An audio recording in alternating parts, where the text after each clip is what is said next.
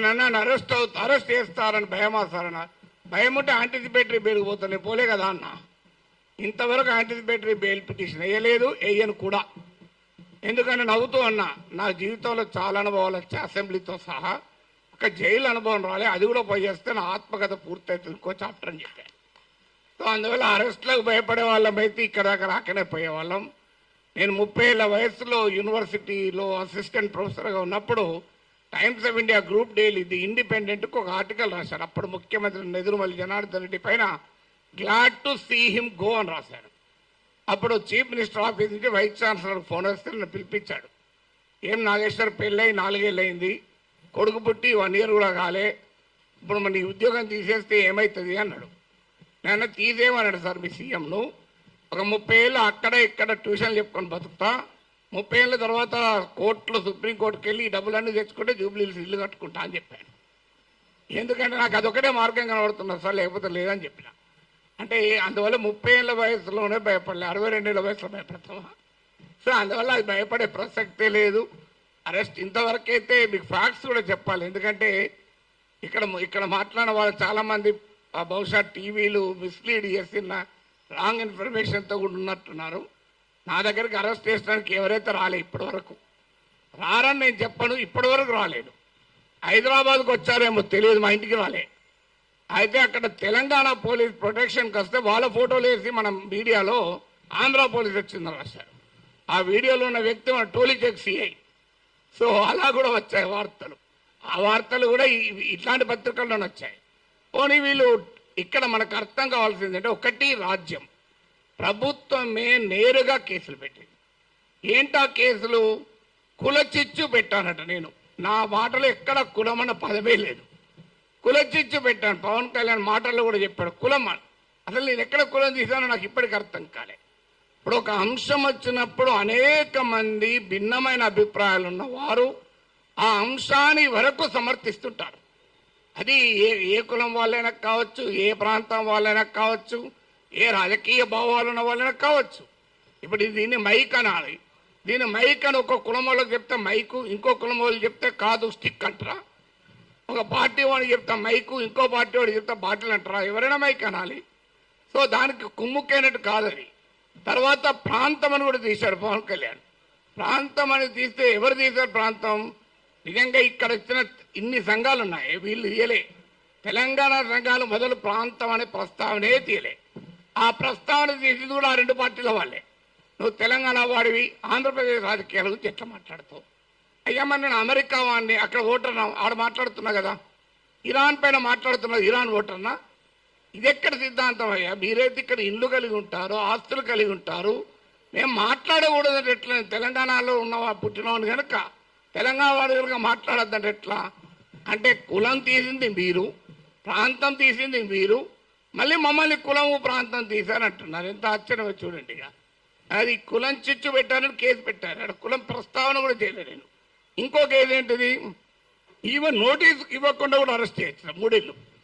ఏంటదా అంటే అల్లర్లు సృష్టించేదానికి పనిచేశారట. నేను ఇప్పుడు ఈ ఇన్సిడెంట్ జరిగి 10 రోజులు అయింది. ఎక్కడ అల్లర్లు అయింది? 2 దోమలు కూడా ఎవరు చంపలే, 4 ఈగలు కూడా చంపలే. అల్లర్లు ఎక్కడే? పోనీ 2 కుక్కలు కొట్లాడుకున్నాయా? అరే ఏమో ఏంటిది మీకు? అల్లర్లు సృష్టించారు. అదే కాదు, ప్రజా జీవితాన్ని అల్లకల్లోలం చేశారట. ఒక కేసు జోకేంద్ర వాళ్ళు పెట్టిన కేసులు మనకు నవ్వొస్తాయి. మీరు ఎంతమంది చూశారో తెలియదు నాకు ఎఫ్ఐఆర్లు. ఆ సెక్షన్ నేను చూస్తే ఆ లాలోనే ఉంది, this section is not applicable for words అన్నాడు. మరి నేను వర్డ్స్ కాకపోతే ఏం మాట్లాడినా బాంబులు వేసినా? ఇంకో దగ్గర this section is not applicable to the statements అన్నారు. నేను మాట్లాడేది వర్డ్ స్టేట్మెంటే కదా. అంటే అప్లికేబుల్ కాదని చట్టంలో ఉన్న కేసు పెట్టారు. ఇక చూడండి, ఇక్కడ మనకు అర్థం కావాల్సింది అంటే, చాలామంది మిత్రులు మాట్లాడారు, నేను మాట్లాడిన అంశం అసలు ఇష్యూనే కాదు, అది ఇష్యూనే కాదు. నన్ను కులం అన్నారు. ఇప్పుడు ఇంతకుముందు విమలక్క గారు చెప్పారు, నేను ఏ కులంలో పుట్టాలనే హక్కు నాకుంటే, అది అవకాశం నాకుంటే అది నేను డిసైడ్ చేసుకుంటాను. ఎక్కడో చోట పుట్టిన తర్వాత ఎక్కడున్నాం అనేది పాయింట్ కదా. చిన్నప్పటి నుంచి అణగారిన కులాల కొరకే పనిచేసాను తప్ప అణగారిన జాతుల కొరకు వర్గాల కొరకే మాట్లాడాను. ఇక్కడ కాదు, ప్రపంచంలో ఎక్కడ అణిచివేతుంటే అక్కడ మాట్లాడాం. ఇక్కడ కాదు, ఏ వెనుజులాలో నా కులం ఉందా, నా ప్రాంతం ఉందా? వెనుజులాలో అణచివేత గురించి, క్యూబాలో అణచివేత గురించి మాట్లాడాం, కొలంబియాలో మాట్లాడాం, అక్కడ ఎవరి కులాలు ఉన్నాయి, ఎవరు ఏమున్నాయో మాకు. సో ఎక్కడ అణచివేతుంటే అక్కడ మాట్లాడతాం. సో అందువల్ల ఇక్కడ అసలు విషయం ఏంటి అంటే, ఇంతకుముందు చెప్పారు మన మిత్రుడు రఘు చెప్పాడు, అసలు విషయం ఈ ఇష్యూనే కాదు. ఇష్యూ ఏంటి, ఆంధ్రప్రదేశ్కు విశాఖపట్నానికి రైల్వే జోన్ ఇచ్చాడు. ఆ ఇచ్చినట్టే ఇచ్చి ఆదాయం వచ్చే కిరండాల్ కోరాపూట్ లైన్ తీసేసి ఇచ్చారు. ఆ లైన్ను ఒరిస్సాకు పంపించారు. ఆంధ్రప్రదేశ్లో ఒక్క రాజకీయ పార్టీ అడగదు. నా పైన గంట సేపు డిబేట్ పెట్టే టీవీ ఛానల్ కూడా అడగవు. విచిత్రం ఏంటంటే, అయ్యా మరి ఈ రైల్వే జోన్ ఇచ్చారు, ఆదాయాన్ని ఇచ్చేదాన్ని తీసుకుపోయి ఒరిస్సాలో కలిపారు, ఇది అన్యాయం కదా అని ఒక్కరు అడగలే. నాగేశ్వర్ పైన 1 అవర్ డిబేట్ పెట్టిన వాళ్ళకు ఆంధ్రప్రదేశ్ ప్రజల కోసం అవసరమైన ఈ ఒక్క టాపిక్ మీద ఎందుకు డిబేట్ పెట్టరు? ఆన్సర్ లేదు.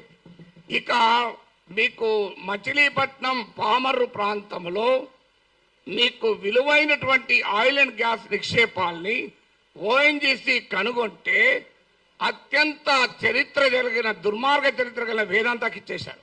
తూత్కుడిలో ప్రజల్ని చంపినటువంటి వేదాంతకి ఇచ్చారు. ఇది ఆంధ్రప్రదేశ్లో ఏ ప్రధాన పార్టీలు రెండూ అడగలే.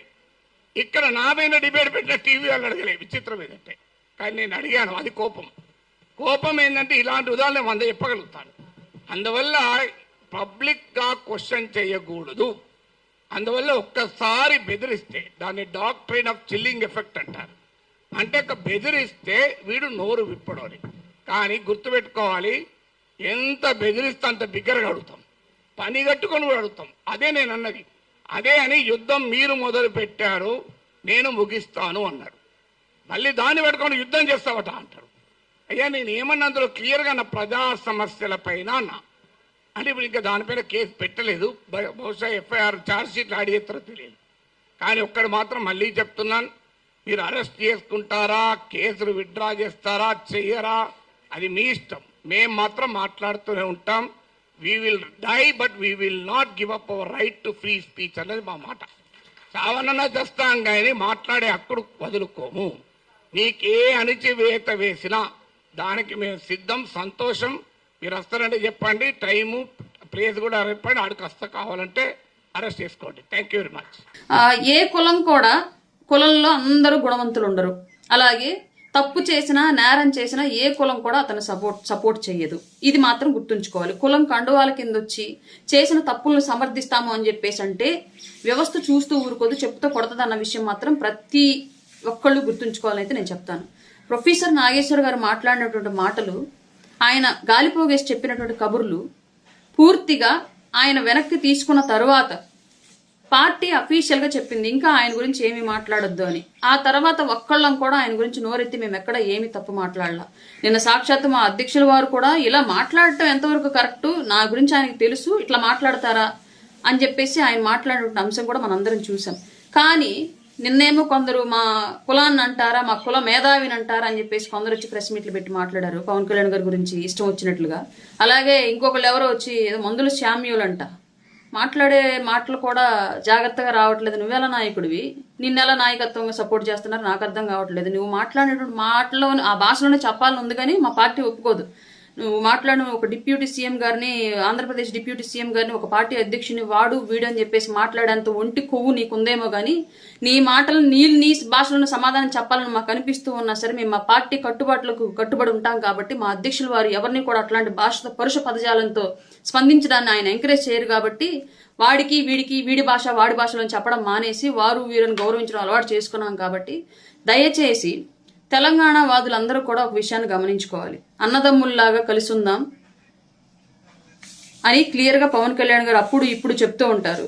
తెలంగాణకి ఎలాంటి సమస్య వచ్చినా ఫ్లడ్ రిలీఫ్ ఫండ్స్ ఇవ్వడం కానివ్వండి, కరోనా టైంలో ఫండ్స్ ఇవ్వడం కానివ్వండి, అక్కడ ఉన్న దేవాలయాలకు ఇక్కడ ప్రభుత్వం నుంచి నిధులు రిలీజ్ చేయించడంలో కానివ్వండి, వివిధ అంశాల్లో ఎన్నో సందర్భాల్లో తెలంగాణ బిడ్డలకు అండగా నిలిచినటువంటి వ్యక్తి, ఆంధ్రప్రదేశ్ ప్రజల కంటే కూడా తెలంగాణలో ఉన్నటువంటి విప్లవ భావాన్ని, పోరాట తత్వాన్ని ఎక్కువగా ఇష్టపడేటువంటి వ్యక్తి పవన్ కళ్యాణ్ గారు. అట్లాంటి వ్యక్తిని మాట్లాడేటప్పుడు వాడికి వీడికి 4 జారితే వాడి ఖండనలను ఖండాలుగా ఖండించి ఉప్పు కారం పెట్టి ఓరేస్తామన్న విషయం మాత్రం గుర్తుంచుకోవాలి ఎవడైనా సరే.